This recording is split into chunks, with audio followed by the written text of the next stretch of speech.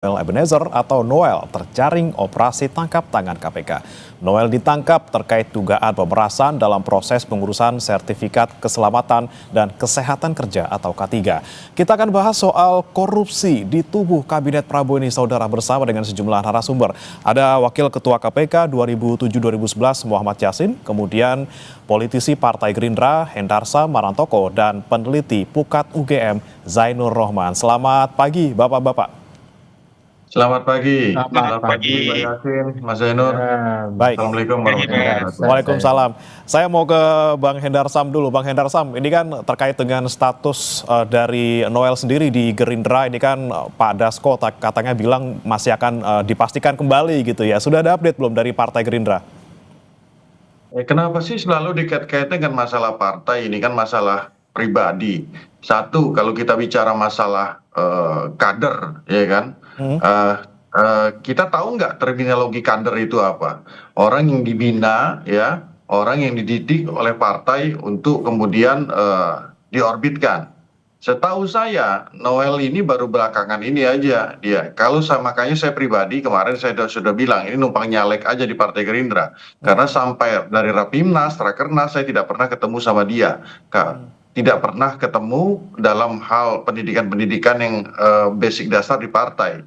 Jadi itu terminologi kader, ya. Jadi kita tidak bisa dia katakan kader Partai Gerindra, ya. Itu satu. Nilai-nilai Partai Gerindra tidak seperti itu. Nah, yang kedua yang harus saya luruskan juga di sini, ternyata ya info yang kita dapatkan dari media dan dari KPK juga, praktek masalah ini itu sudah terjadi dari 2019, ya. Jadi ini prakteknya udah lama sekali ternyata. Praktek pemerasan-pemerasannya udah lama terjadi. Dan kemudian, ya kan, si Noel masuk ke sana, larut dia ke dalam hal tersebut. Kenapa akhirnya kalau insting saya bekerja, kenapa akhirnya terjaring sampai 20 orang, ya kan? Kemudian ada 14 atau 20 orang. Artinya memang ini kerja kolektif yang selama ini sudah terjadi di saat di 2019. 2019 sampai sekarang udah berapa tahun? Tuh, 6 tahun, kurang lebih. Ya kan? Itu bukti yang didapatkan, bisa saja itu mungkin terjadi dari sejak 2014 atau 20 tahun yang lalu. Nah, praktek-praktek ini yang kemudian, ya kan, di pemerintahan sekarang ini coba dilakukan akselerasi oleh KPK untuk dilakukan penindakan secara tegas dengan supaya tidak terjadi masalah politis, ya OTT saja. Kalau OTT seperti kata Bang Saud, ya 90% udah pasti jadi tersangka. Jadi ini bukan masalah baru, masalah lama, tapi kemudian tidak bisa ditanggulangi. Ya, baru ditanggulangi di era sekarang. Nah, yang berikutnya juga nih, biar saya teruskan, biar clear ya masalah ini, ya kan. Noel, ya, Noel Ebenezer, Pak Prabowo udah kurang apa ngomongin masalah itu, ya kan. Masalah sampai bukan himbauan, bahkan teguran keras keluar dan ke dalam, ya, kepada para pengusaha-pengusaha dan perangkat-perangkat yang ada di dalam, bahkan sampai merujuk kepada kader-kader partai, ya kan, baik itu yang ada di Kim Plus maupun di partainya sendiri. Dan itu terbukti tanggal 15 Agustus, dan pada saat pidato sidang MPR itu beliau sampaikan, kemudian beberapa hari kemudian tertangkap. Nah, itu artinya ya memang telinga, ya, mulut dan hatinya tidak sinkron dengan hal tersebut. Bagaimana kita bisa katakan dia adalah kader, ya? Kalau untuk hal tersebut saja dia tidak bisa menyelaraskan terkait. Simpelnya kata Bang Hendarsam, hal ini terlepas daripada apapun nanti penetapannya tersangka atau tidaknya, ya kan. Jadi kita highlight masalah ini terjadi sejak 2019. Baik.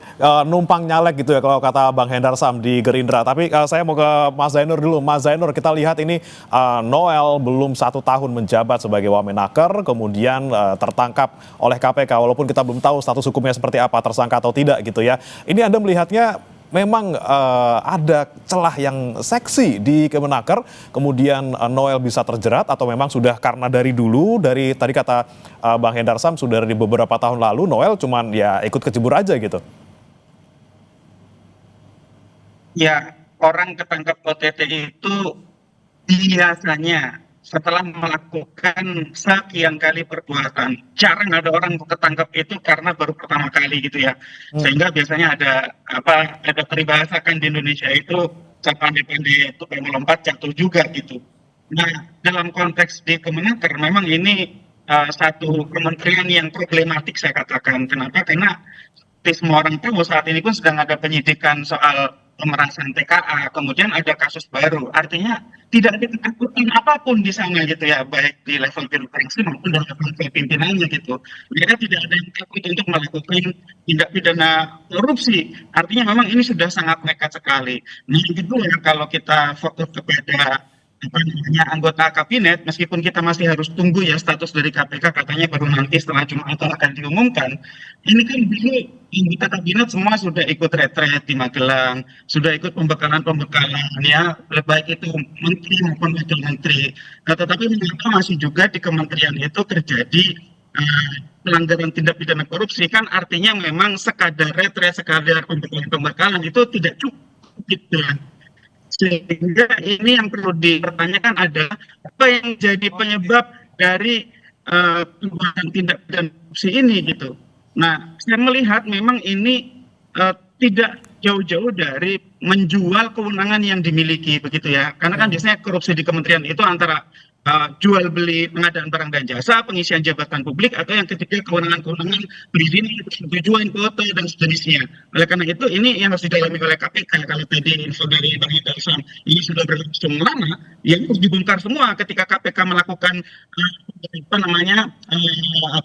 gelar gitu ya, itu ada sekian banyak kendaraan gitu ya. Itu kendaraan dari para pelaku kah atau kendaraan yang tersangkut atau hasil dari tindak pidana korupsi? Kalau itu ada kaitannya sebagai hasil tindak pidana korupsi, maka itu luar biasa sekali begitu ya. Artinya kemungkinan ini merupakan praktik lancung yang telah berlangsung sekian lama, sehingga harusnya ini KPK bisa telusuri, termasuk meminta bantuan PPATK agar seluruh jejaringnya bisa diruntuhkan. Begitu Mas. Oke, Mas Zainur, kita sama-sama sudah menyaksikan juga pernyataan dari Pak Prabowo terkait pemberantasan korupsi gitu ya. Nggak peduli partainya apa, dari mana, Gerindra pun tetap diberangus gitu ya. Tapi kemudian kita lihat sekarang yang tertangkap ini adalah wakil menteri, anggota kabinet gitu ya. Ini apakah memang kemudian ada dua hal nih Mas yang kita bisa cermati. Ini apakah memang karena komitmennya kuat kemudian bisa dibantai juga nih wakil menterinya, atau justru karena selama ini kurang diawasi atau kurang dijaga gitu kabinetnya sehingga malah terjerat korupsi gitu, Mas Zainur? Ya, saya telah menyampaikan kritik sejak awal pembentukan kabinet ya. Itu kewenangan prerogatif presiden. Tetapi kalau kita lihat, ada sekian banyak orang yang punya problem, termasuk problem hukum, tetap diangkat sebagai pembantu-pembantu presiden gitu ya.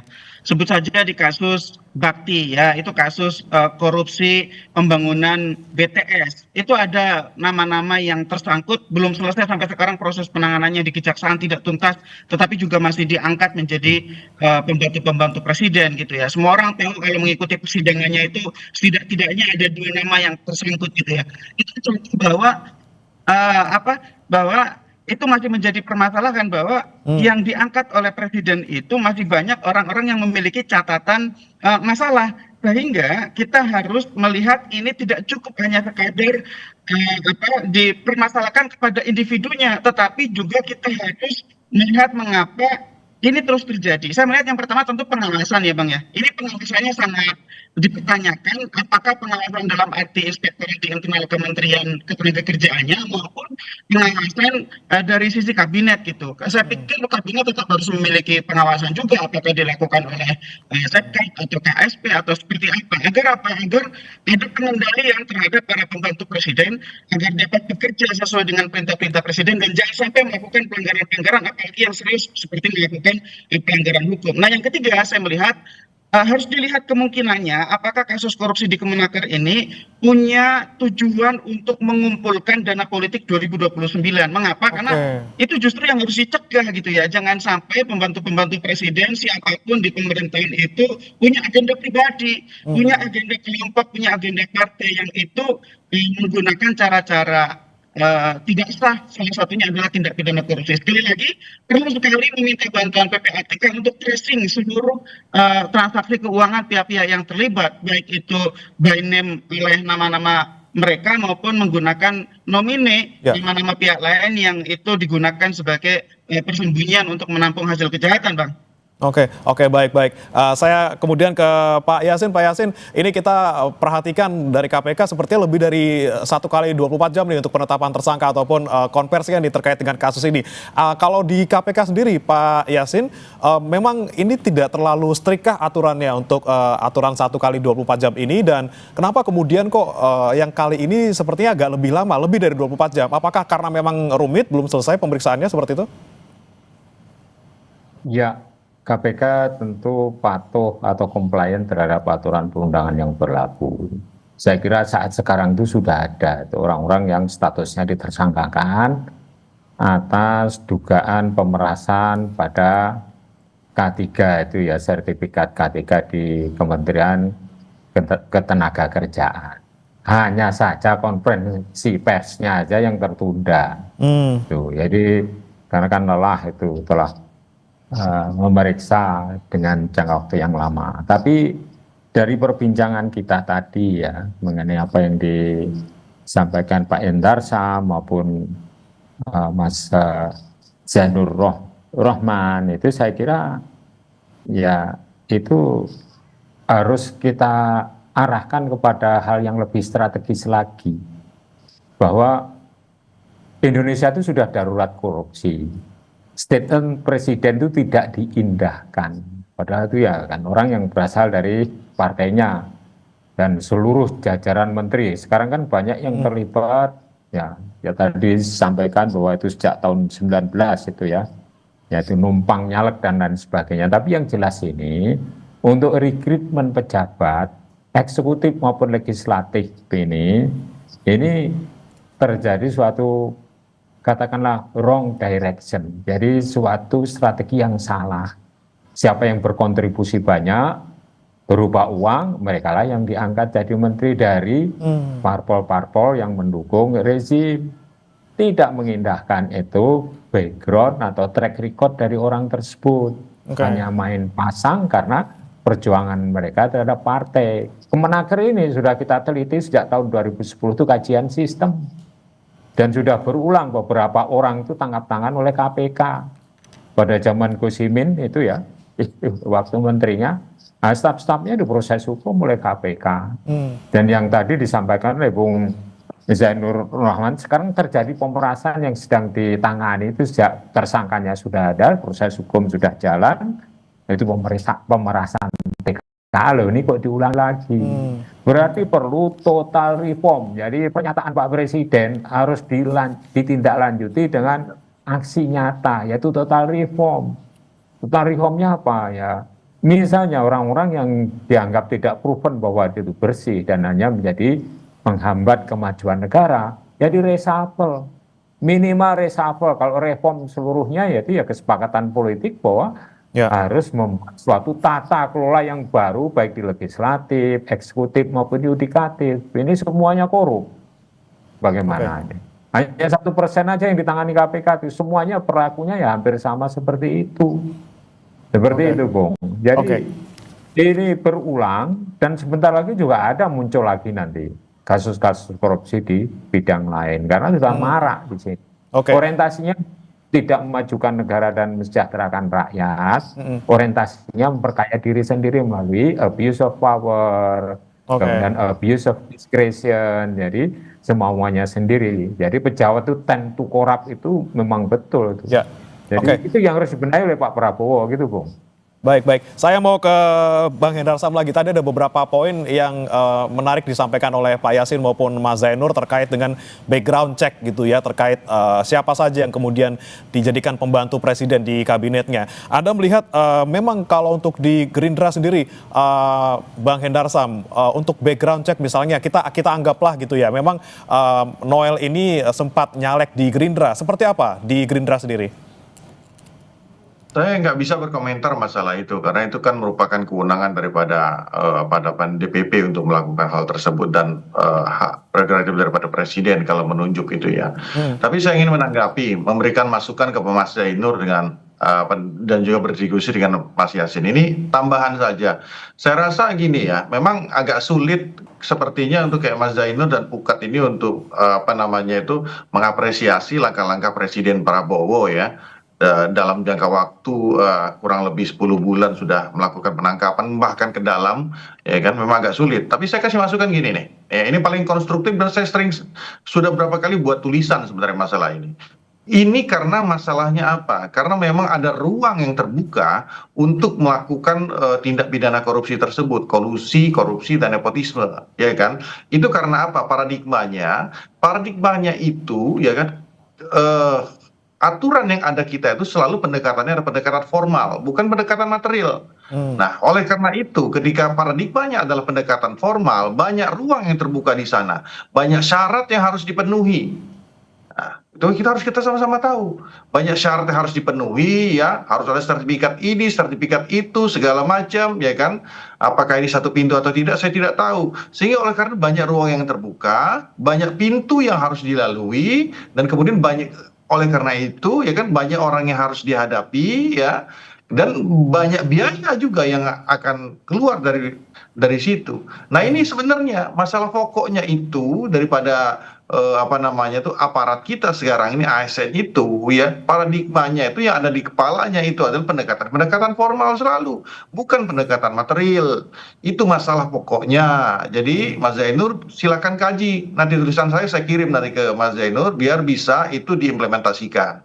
Karena kalau selalu pendekatan pendekatan formal, ya kan, harus ada 10 sertifikat, harus ada lintas kementerian. Ini kasihan investasi kita bagaimana, ya kan gitu kan? Ini bagaimana masalah tenaga kerja asing, ya kan?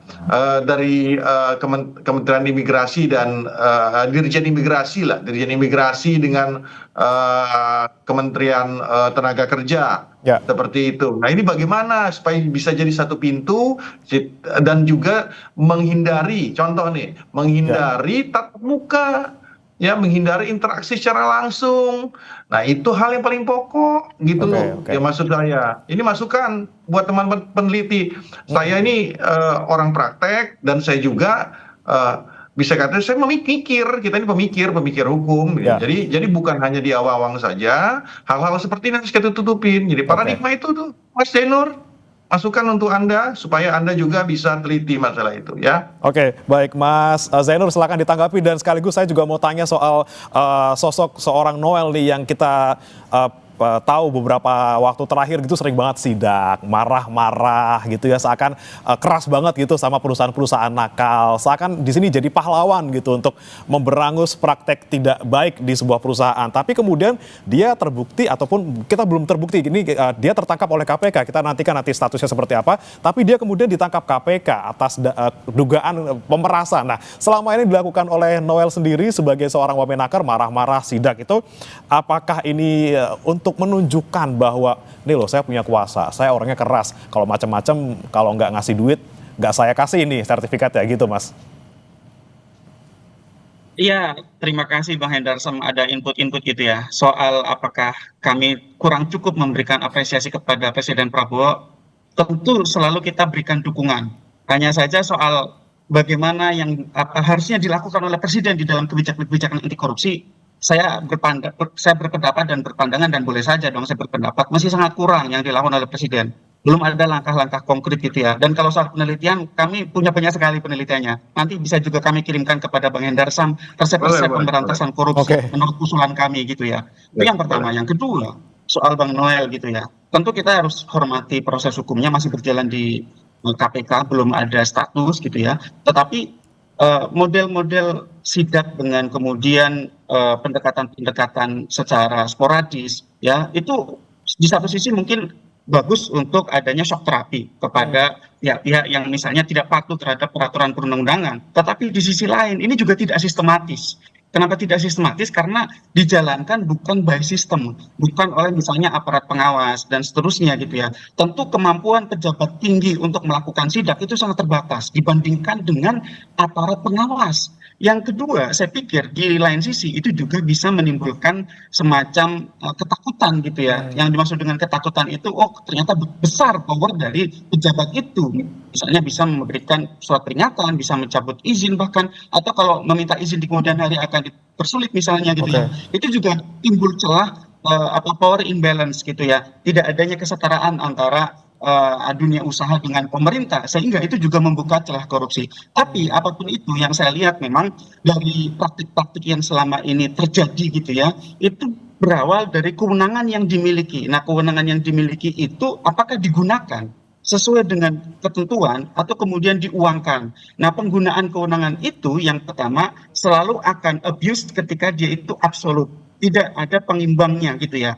Dan tidak ada alat untuk melakukan uji. Ujinya pos gitu ya, pos factum dengan misalnya melakukan gugatan kepada PT UN. Misalnya ketika mengajukan izinnya tidak keluar, hanya bisa diajukan karena dia pejabat tertinggi ya, banding administratifnya sudah dilalui, hanya bisa dilakukan dengan melakukan gugatan kepada PT UN. Sehingga memang persoalan-persoalan izin ini perlu pembenahan ya, pembenahan perizinan itu sebenarnya resep-resepnya sudah banyak banget gitu ya.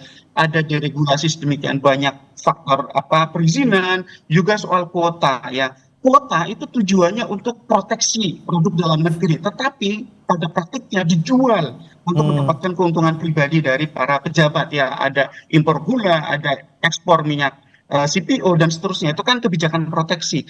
Tetapi karena ada kewenangan pejabat untuk menentukan siapa yang akan dikasih ke kuota atau tidak, itu kemudian dijual gitu ya. Nah, yang tadi disampaikan Bang Hendarsam, saya pikir digitalisasi kemudian satu atap itu juga sudah dilakukan gitu ya. Tetapi nyatanya juga mungkin ya kalau soal perlu ditingkatkan ya, tetapi nyatanya juga masih banyak sekali terjadi pelanggaran-pelanggaran, termasuk ketika misalnya kemarin terakhir di Sumatera Utara, e-purchasing gitu ya. Itu sudah semuanya secara elektronik gitu ya. Itu pengadaan di Dinas PUPR Sumatera Utara itu semua sudah elektronik, tetapi juga masih membuka ruang. Kenapa? Karena pimpinan tertingginya yang diduga memainkan ini semua gitu ya, sehingga sekali lagi aparat pengawasan kita sangat lemah, Mas.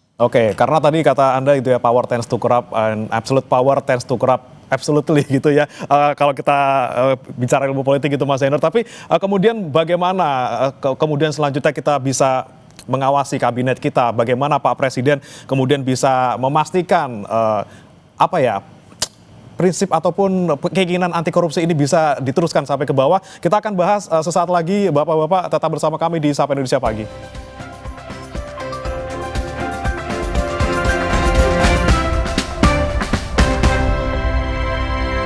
Anda masih bersama kami di Sapa Indonesia Pagi. Saudara, masih membahas terkait dengan penangkapan Wamenakar Emmanuel Ebenezer oleh KPK. Dan kami masih bergabung dengan sejumlah narasumber. Ada Bang Hendarsam Marantoko, politisi Partai Gerindra, dan juga Pak M. Yasin, Wakil Ketua KPK 2007-2011. Sebelumnya juga sudah ada Mas Zainur Rohman, peneliti Pukat UGM, namun harus pamit lebih dulu karena ada keperluan di UGM. Saya mau ke Bang Hendarsam. Bang Hendarsam, tadi silakan ditanggapi pernyataan dari Mas Zainur terkait dengan korupsi ini. Apakah memang kita perlu nih reformasi besar-besaran juga gitu ya di proses di sebuah lembaga pemerintahan agar jangan sampai ada membuka celah praktek korupsi seperti ini?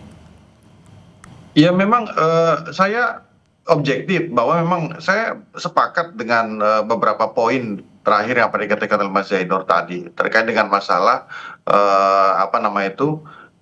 apa yang Noel lakukan ya, beberapa melakukan sidak-sidak. Sebenarnya kan kalau kita bicara masalah sidak ini kan tugasnya kan tugas daripada Direktorat Jenderal Pembinaan Pengawasan Ketenaga Kerjaan kan gitu kan. Nah kalau tiap hari kerjanya sidak, kapan kerjanya untuk membangun dan membuat tata kelola yang baik kan gitu kan. Nah, untuk segala shock terapi oke di awal gitu ya kan, tapi kemudian membuat sistem yang baik ya kan, kemudian melakukan digitalisasi yang baik ya kan, tanpa harus apa namanya itu melakukan tatap muka secara langsung. Sebenarnya kan simple ya kalau kita mau lihat, kita belajar aja dari negara-negara lain yang sudah maju ya kan, bisa dilihat negara-negara lain yang proses apa namanya itu ketenaga kerjaannya baik, sesuaikan dengan kultur dan budaya kita, sesuaikan dengan aturan yang ada. Kalau aturannya juga itu terbentur dengan aturan, relaksasi aturannya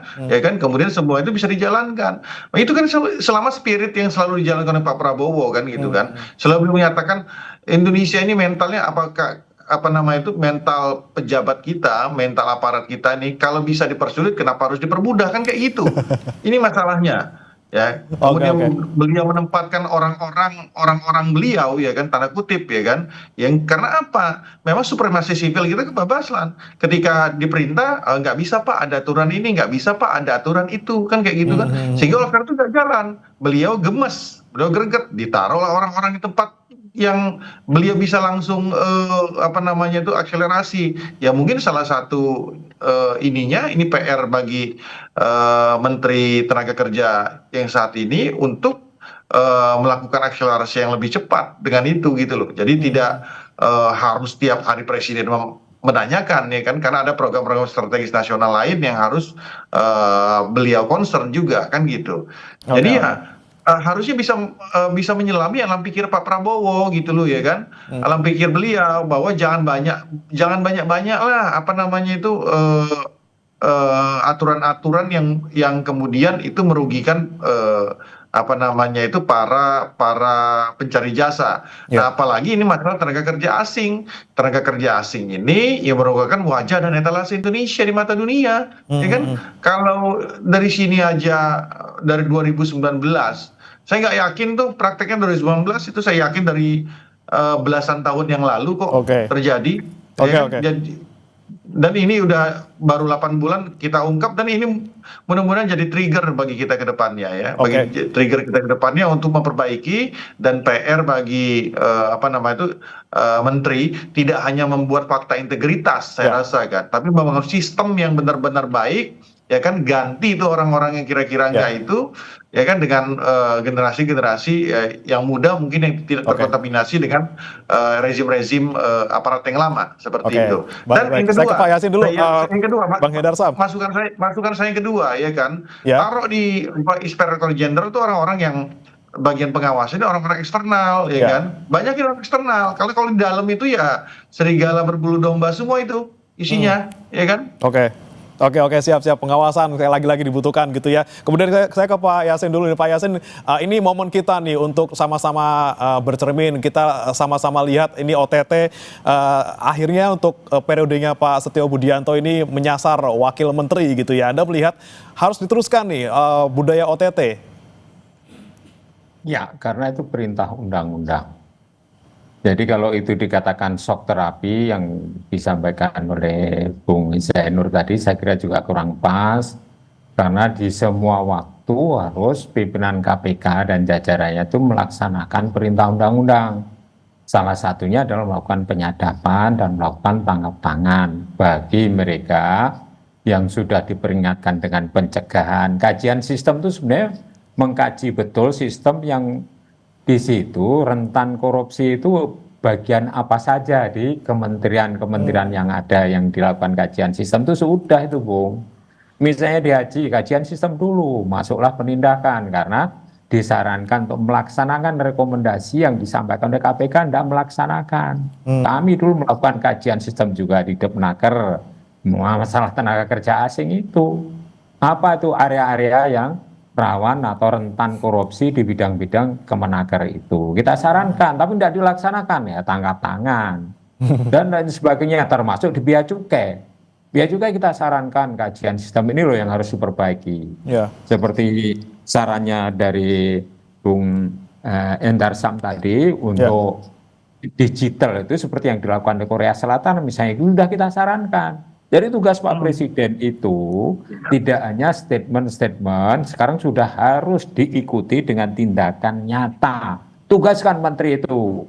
Ini lakukan digitalisasi di Kemenaker semuanya, tidak usah face to face communication atau tatap muka seperti tadi disampaikan juga Pak Endar Sam. Itu saya kira itulah negara-negara yang merdekanya itu bersamaan dengan kita, Ya. tapi mencuat majunya itu lebih cepat sekali karena perbaikan sistem. Nggak ada face to face communication dalam pengurusan perizinan maupun yang non perizinan sampai di pelabuhan pun itu semua digital.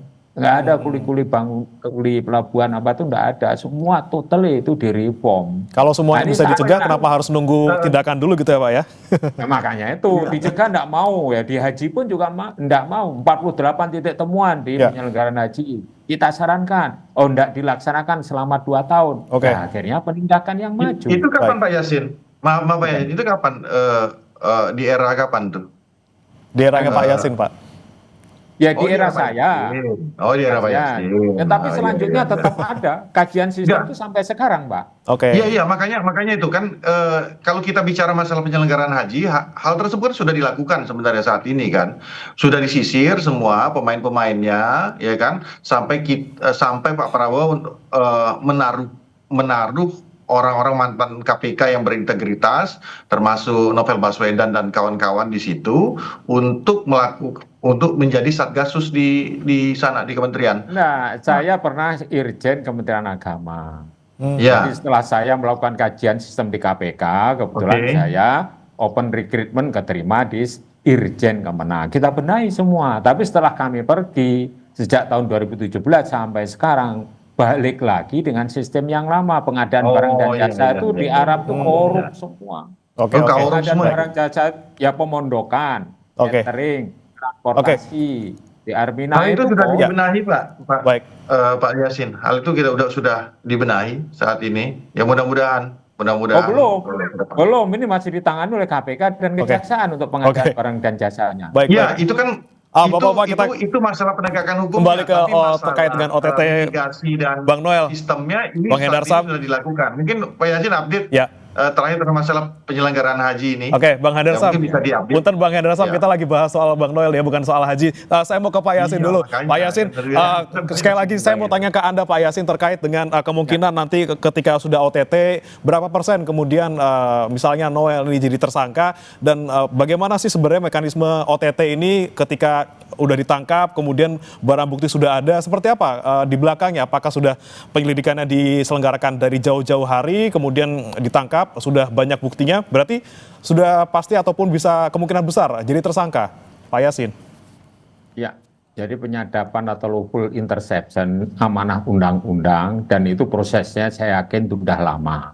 Pertama kali itu media tanya kepada salah satu pimpinan, Pak Witro misalnya, apa betul ada penangkapan tangan atau OTT istilah sekarang? Dijawab iya. Kalau iya, biasanya OTT itu ada yang disuap, ada yang menyuap, ada barangnya untuk menyuap itu berupa uang dan atau barang. Oke. Jadi kalau misalnya ditanya persentasenya, ya kira-kira 95 ke atas lah, sampai 99,9. Oke, karena penyelidikan sudah mulai dari jauh-jauh hari gitu ya, sudah punya bukti kuat Jauh-jauh juga hari. gitu. Oke, Bukti Bang Hendar kuat. Sam, saya terakhir ke Anda Bang Hendar Sam, ini kan ada juga komitmen dari Pak Prabowo gitu ya, siapapun yang korupsi kita berangus gitu. Kemudian kalaupun sudah terbukti korupsi, siapapun itu, Partai Gerindra pun misalnya ada kader yang korupsi harus ikut justice kolaborator gitu. Kalau misalnya kita lihat untuk kasus Noel, Pak Prabowo nanti sikapnya seperti apa? Ya sudah pasti ya selesai itu barang ya kan, sudah pasti beliau kan udah dijelas, udah kalau kita bicara dari sisi politis ya kan beliau sudah mengingatkan itu loh ya kan.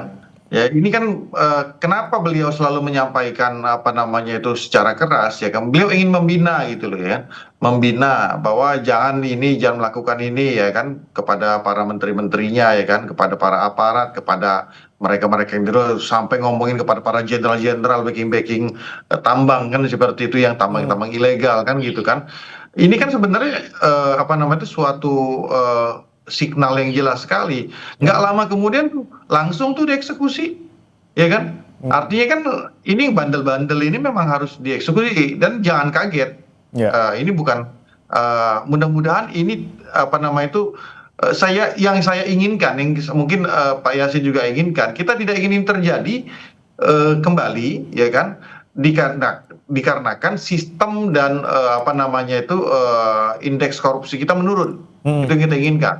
Nah, jangan juga dibilang ini menjadi logical fallacy, ya kan, artinya logika yang terbalik bahwa ketika pemberantasan korupsi di lingkar istana, ya, di lingkar terdekat kabinet itu malah menjadi Pak Prabowo yang diserang gitu loh, ya kan, menjadi sesuatu hal yang itu harusnya diapresiasi orang-orang di sekitar aja disikat, apalagi di luar. Oke, kita luar apresiasi juga tidak tebang pilihnya Pak Prabowo. Kita nantikan juga bagaimana nanti Pak Prabowo bisa menjaga komitmen untuk anti korupsi ini sampai ke bawah-bawahnya. Kita nantikan juga nanti bagaimana KPK mengumumkan tersangka. Insya Allah siang ini seperti apa status dari Noel. Terima kasih Pak Yasin, Wakil Ketua KPK 2007-2011, dan juga Bang Hendar Sambarantoko, politisi Partai Gerindra, sudah bergabung bersama kami di Sapa Indonesia Pagi. Selamat pagi Bapak-Bapak.